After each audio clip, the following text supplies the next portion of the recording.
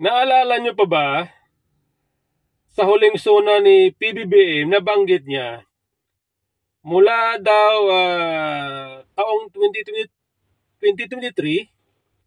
wala nang guerrilla fighter ang NPA. Okay, ito po ang kanyang sinabi. At sa wakas, wala na ring nalalabing grupong guerrilla sa bansa. Titiyakin ng pamahalaan na wala nang mabubuo muli.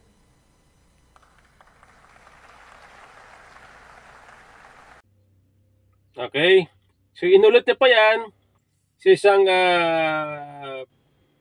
interview o press briefing yata, inulit niya pa yan na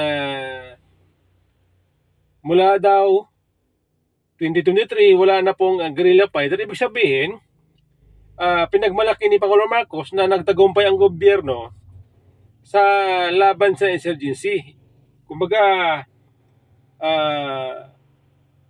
mapayapa na. Yun po ibig sabihin yan eh. Kapag wala ng insurgency, wala ng guerrilla fighter, ibig sabihin wala ng dapat labanan. So, ibig sabihin yan, dapat yan, mapayapa na. Wala ng putukan. Ganun po ibig sabihin yan. Sa pagitan ng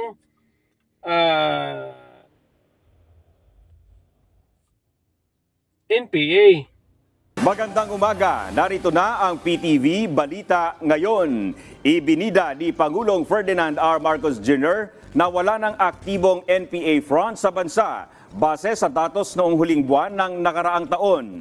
Sa isang newsreel na inilabas sa kanyang official Facebook page, sinabi ng Pangulo na noong 2023, halos 1,400 miyembro ng communist at local terrorist groups ang na-neutralize na ng pamahalaan.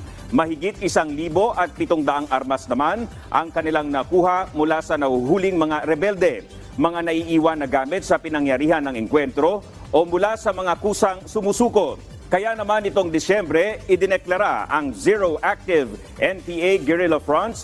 Pinuri naman ni President Marcos ang mga sundalo, pulis at iba't ibang ahensya dahil sa kanilang pagpupursige. Maganda naman ang performance ng ating AFP, maganda naman ang performance ng ating mga pulis, at magandang koordinasyon ng SND, ng Department of National Defense. Lahat ng ating mga intelligence agencies ay silang nagtutulungan, kaya naman naging matagumpay itong ating kampanya kontra sa internal terrorism. Okay? Ngayon, diyan po sa sinabi ni Pangulong Marcos, tayo po ay duda kung yan ba ay totoo. Sapagkat may mga ilan po tayong nababalitaan na may mga namatay dahil sa labanan sa pagitan ng government troops at mga rebelde. 3 sundalo ng Philippine Army ang nasawi matapos ang matinding bakbakan sa pagitan ng puwersa ng pamahalaan at New People's Army sa bayan ng Bacos sa Oriental Mindoro nitong Martes, Agosto 12. Si Prince Tripoli sa iba pang detalye ng balita. Bandang alas 6 ng umaga ng Martes, Agosto 12, nagkaroon ng engkwentro ang tauhan ng 2nd Infantry Division at New People's Army o NPA sa Sitio Lantuyan, Barangay Dulangan 3. Matapos ang mahigit 1 oras na palitan ng putok, 3 sundalo ang nagbuwis ng buhay. Kinilala ang mga nasawi na sina Captain Marky John Alberto, Corporal Charlie Ligaspi at Private Julian Oracion mula sa 1st Scout Ranger Regiment. Batay sa ulat ng 23rd Infantry Brigade, nagsasagawa ng pursuit operations ang sundalo matapos ang naunang engkwentro noong Agosto 9 sa parehong lugar, kung saan na-recover ang ilang war material na iniwan ng mga tumakas na rebelde. Bukod sa naidalang nasawi, may ilang sundalo rin ang sugatan sa engkwentro. 3 sundalo po ang namatay. Okay? Okay, tapos ito naman ito naman report ng mula sa DYVR Ruas City, Capiz. Ito po ay ayon sa report ng DYVR, mayroon pong naganap na labanan naman sa pagitan ng tropa ng gobyerno at ng hinihinalang rebelde. Ito po, kita nyo yung video. May video pa pong sinama sa report ng DYVR. Hindi natin alam kung mayroon pang namatay, no? Hinintay pa natin yung kabuuan na report ng DIBS na yan sa copy. Okay? Ito po, pakinggan, tingnan po ninyo mga kababayan. Ayon po sa caption, ayon sa caption ng DIBS, ito daw po ay naganap. Alas 2 na madaling araw ng umaga. Pero paliwanag na no? Di ba dapat, ano ba to? Alas 2 na talaga to? O alas 6? Di ba ito paliwanag na? Base po din sa video. Paliwanag na no?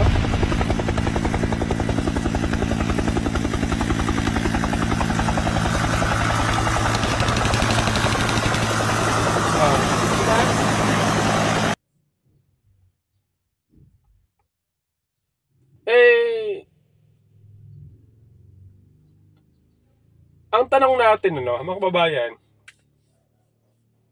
totoo ba yun? Itong nabanggit na ni Pangulong Marcos, nung wala na, guerrilla fighter, ibig sabihin, wala nang active na mga membro ng rebelde, NPA, na may hawak na baril, guerrilla fighter, ibig sabihin yan handang makipaglaban sa gobyerno. Kaya tayo po ay duda, tayo po ay nagtatanong kung bakit. Yun po ba ang intel ni Pangulong Marcos? Accurate ba yan?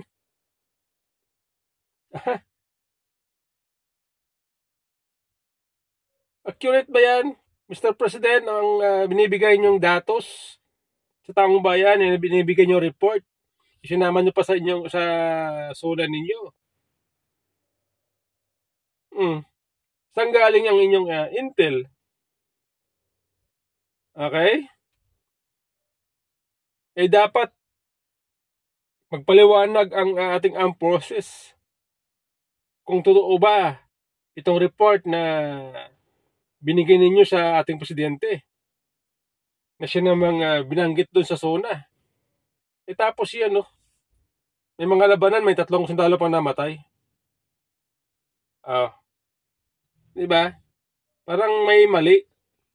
Parang may mali po dito sa nangyayari sa ating bansa.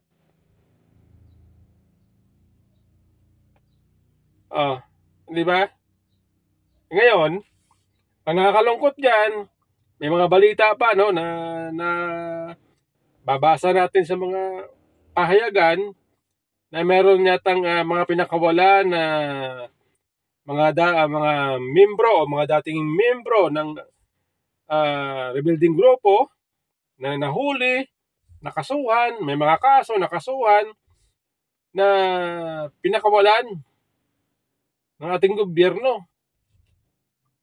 Ang tanong natin, yan ba mga yan pag pinakawalan ninyo, sigurado kayo na yan may magbagong buhay na? O baka naman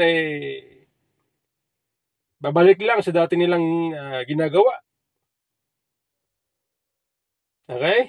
Di ba nga anong panahon ni Pangulong Duterte, halos wala tayong narinig na labanan sa pagitan ng mga rebuilding NPA at ng mga sundalo. Ngayon po may namamatay na. Ano ibig sabihin? Para bang lumalakas ulit? Sa panahon ni Pangulong Marcos, lumakas ulit ang ito mga rebuilding grupo? Ganun ba yan? Kasi may mga labanan na, may mga namatay pang sundalo.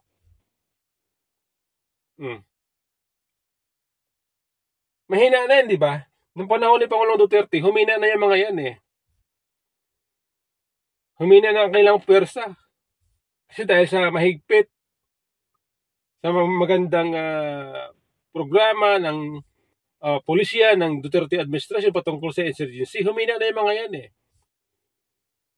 Kaya nga naman panahon ni Pangulong Marcos o ni Pangulong Duterte nung 2 years bago siya bumaba, wala na po tayong narinig ng mga bakbakan, labanan, namatay ng mga sundalo. Wala na Katulad yan, mayroon na naman ngayon. So, ibig sabihin yan, lumakas ulit.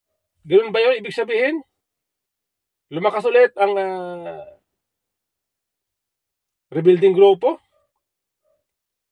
Terorista kung tawagin ng ating gobyerno at ng Amerika. Di ba?